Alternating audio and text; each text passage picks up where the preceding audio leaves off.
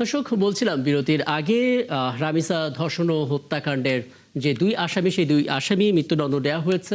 আসামি দম্পতির মধ্যে সোহেল রানাকে মৃত্যুদণ্ডের পাশাপাশি 5 লাখ টাকা জরিমানা এবং তার স্ত্রী স্বপ্না আক্তারকে মৃত্যুদণ্ডের পাশাপাশি 2 লাখ টাকা জরিমানা দেওয়া হয়েছে।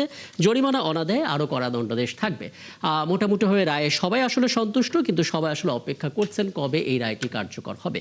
এই পর্যায়ে আমরা এই রায় নিয়ে একটু বিশ্লেষণ শুনতে চাই। আমাদের সঙ্গে এই মুহূর্তে যুক্ত হচ্ছেন নারী পক্ষের কেন্দ্রীয় সমন্বয়কারী কমিটির সদস্য অ্যাডভোকেট কামরুন নাহার। অ্যাডভোকেট কামরুন নাহার, আপনাকে আমন্ত্রণ জানাচ্ছি, ধন্যবাদ জানাচ্ছি। আপনি আমাদেরকে সময়টা দিচ্ছেন এবং বোধ করি যে রায়টি হয়েছে তাতে আপনি নিজেও সন্তুষ্ট হয়েছেন। কিন্তু একটা বিষয় একটু বলবেন, মানে অনেকে এটা জানতে চাইছেন, রায় আমরা এর আগে হতে দেখেছি, এত দ্রুত গতিতে হতে দেখিনি, কিন্তু হতে দেখেছি। সে রায় নিয়ে আলোচনাও আমরা করেছি, কিন্তু রায়টা কার্যকর হয়েছে এমন কোনো খবর আসলে আমরা জানাতে পারিনি তেমন।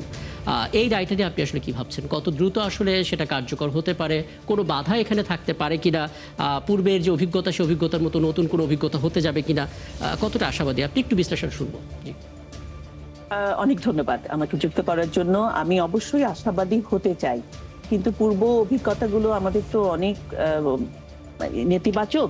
সে কারণে আমি মনে করি যে হ্যাঁ, একটা রায় হওয়া খুব ভালো, একটা দ্রুত একটা আইনের একটা মামলার একটা নিষ্পত্তি হওয়া খুব ভালো, এবং মানুষের মধ্যে যে আশার সঞ্চার বলছেন আপনারা, সেটা খুবই ইতিবাচক একটা পদক্ষেপ।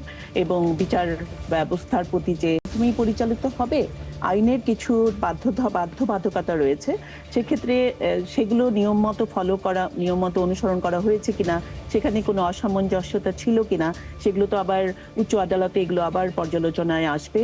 আমি আশা করতে চাই, আমি আস্থা রাখতে চাই, যারা এই মামলার তদন্তে ছিলেন, যারা বিচার কার্যে যুক্ত ছিলেন, তারা সকলে এগুলো খেয়াল করে এগুলো ত্রুটি মুক্ত করার চেষ্টা করেছেন, এবং যতটা ত্রুটি মুক্ত আমরা করতে পারবো আশাবাদী।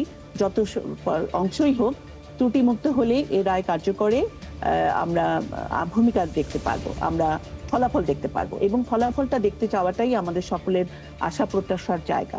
এবং শুধু রামিসা নয়, আমরা যে ঘটনায় অনেক বেশি উদ্বেগ প্রকাশ করব, আমরা সমন্বিত হব, আমরা ফুঁসে উঠব, শুধু সেই ঘটনাই মনোযোগ পাবে, অন্য ঘটনাগুলো মনোযোগ পাবে না, এরকম যেন না হয়।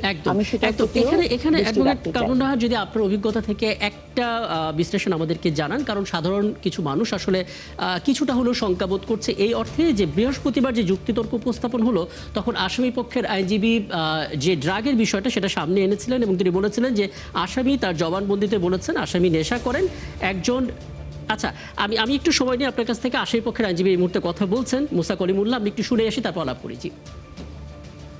করতে ভয় পাইবো, এই ধরনের খারাপ কাজ করতে তারা ভয় পাইবো। আমি মনে তাহলে বাংলাদেশটা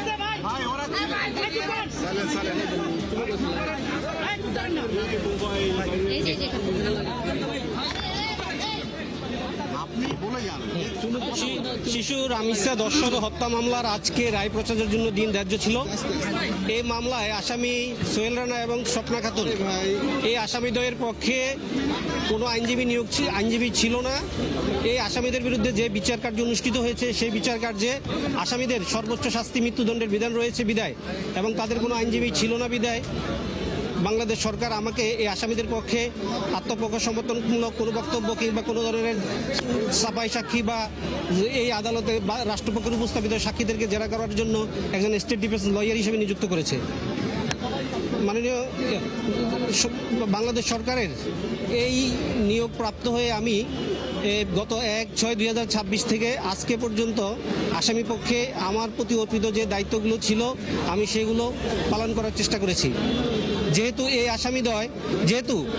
আসামি সোহেল রানা তার অপরাধ বিষয়ে ফৌজদারি কার্যবিধির 164 ধারায় স্বীকারোক্তিমূলক জবানবন্দি দিয়েছিল, এবং এই মাননীয় ট্রাইব্যুনালে বিচার কার্য চলাকালীন সময় আসামিকে যে পরীক্ষা করার জন্য 342 স্টেজে একটা আত্মপক্ষ সমর্থনমূলক বক্তব্যের কথা বলা ছিল এবং কোনো সাফাই সাক্ষী দিবে কিনা, সেই স্টেজে এসে এই আসামি সোহেল রানা নিজেকে দোষী দাবি করে আদালতের নিকট ক্ষমা প্রার্থনা করেছেন। যেহেতু এই আসামি আদালতের নিকট 164 ধারা জবানবন্দিও দিয়েছিল এবং মাননীয় বিচারিক আদালতের নিকটও সে নিজেকে দোষ স্বীকার করে অনুকম্পা চেয়েছে, সেহেতু এই আসামি এই কথিত চাঞ্চল্যকর ঘটনার সাথে এই সংশ্লিষ্ট নিজেই স্বীকার করেছে এবং সে সাফাই সাক্ষী দেয়নি। আমি যেহেতু সে সাফাই সাক্ষী দেয় নাই, তার মানে সে অপরাধী প্রকৃত তার সাজা পেয়েছে, ন্যায় বিচার নিশ্চিত হয়েছে আমি মনে করি। আমরা আসামি পক্ষের যিনি আইনজীবী ছিলেন অ্যাডভোকেট মুসা কলিমুল্লাহ তার বক্তব্য শুনলাম। আমরা আবারও আলাপে ফিরতে চাই। অ্যাডভোকেট কামরুন নাহার, যে প্রশ্নটা আসলে করার চেষ্টা করছিলাম, আমরা আসামি পক্ষের আইনজীবীকে গেল বৃহস্পতিবারে যুক্তিতর্ক উপস্থাপনের সময় বলছিলেন যে আসামি বলেছেন তার জবানবন্দিতে তিনি নেশা করেন। এখন নেশাগ্রস্ত একজন ব্যক্তি কখনো সঠিক কথা বলতে পারে না। জবানবন্দির প্রেক্ষিতে তিনি এটা বলেছেন যে এরকম বড় শাস্তি দেওয়া ঠিক নয়। তখন রাষ্ট্রপক্ষের আইনজীবী বলেছিলেন যে ঘটনার সময় এবং জবানবন্দি দেওয়ার সময় আসামি নেশাগ্রস্ত ছিলেন না। একটু জানতে চাই, যখন এটা নিয়ে উচ্চ আদালতে আপিল করার চেষ্টা হবে তখন যদি ড্রাগের বিষয়টা সামনে আসে, সাজা কি কমে যেতে পারে? ছোট করে না, আসলে সাজা কমা বাড়া নিয়ে আমি আসলে উদ্বেগ প্রকাশ করছি না। আমি প্রকাশ করছি যে ঘটনার সঠিক তদন্ত হয়েছে, দৃষ্টান্তমূলক ভাবেই এটা তদন্তটা সম্পন্ন হয়েছে এবং যা বিচার হয়েছে সেটা যেন অবশ্যই অভিযুক্তের জন্য যেন ন্যায় বিচার নিশ্চিত করে, কারণ প্রত্যেকটি মানুষের ন্যায় বিচার পাওয়ার অধিকার রয়েছে। তো সেক্ষেত্রে হলো সাজা কমে যদি যায় সেটা নিয়ে উদ্বেগ প্রকাশ করার কিছু নেই, কারণ এটাও একটা প্রক্রিয়ার মাধ্যমেই হবে। কারণ সর্বোচ্চ শাস্তি মৃত্যুদণ্ড ঘোষণা করা আছে, সেখানে বিচারকের একটা ক্ষমতা আছে। সেই ক্ষমতা বলে উনি যদি কোনো ত্রুটি পান অবশ্যই সেটা বিবেচনায় আসতে পারে এবং সেটা উচ্চ আদালতের সিদ্ধান্তের উপরই আমাদের নির্ভর করতে হবে। কিন্তু আমি এটাও মনে করি যে প্রত্যেকটি মানুষেরই বেঁচে থাকার অধিকার রয়েছে এবং আমি নিজেও ব্যক্তিগতভাবে এবং সাংগঠনিকভাবে বিশ্বাস করি যে মৃত্যুদণ্ড রাষ্ট্রের পরিচালনায় হওয়া সমীচীন নয়। সেক্ষেত্রে মৃত্যুদণ্ড হয়েছে, খুশি হওয়ার মধ্যে আমি দলে পড়ি না, কিন্তু অবশ্যই যে কোনো ঘটনার সুষ্ঠু তদন্ত এবং বিচার হওয়াটা খুব নিশ্চিত করা উচিত এবং সেটা রাষ্ট্রেরই করতে হবে। চমৎকার। এবং আপনি শুরুতে যেটা বললেন, আপনি আশাবাদী এবং গোটা দেশ আসলে আশাবাদী, কারণ এত দ্রুত গতিতে যখন রায় এসছে তখন বিচারটাও হবে, সেই প্রত্যাশা নিশ্চয়ই থাকবে।